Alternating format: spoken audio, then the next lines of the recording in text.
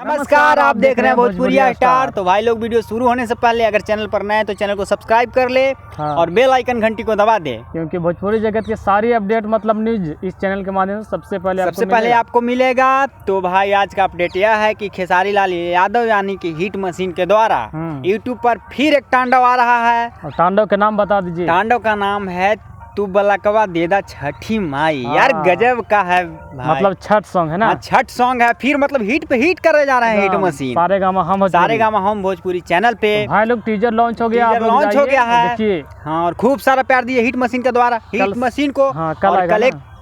कल उसका थी आ रहा है रिलीजिंग डेट जो कल है 26 अक्टूबर को। हाँ 7 बजे आएगा सुबह। तो जाइए, मतलब टीजर तो उनका बवाल मचा ही रहा है। और मतलब आप लोग अनुमान लगा ही सकते हैं कि जब कल आएगा तो कितना बवाल मचाएगा यूट्यूब पर। भी बढ़िया भी हो गया, टीजर का धमाल मचा रहे हैं, हिट पे हिट करे जा रहे हैं खेसारी लाल यादव जी। तो भाई लोग जाइए और खूब सारा प्यार दीजिए हिट मशीन को। और मिलते हैं नए अपडेट के साथ, नए वीडियो में। तो जय हिंद, जय भारत।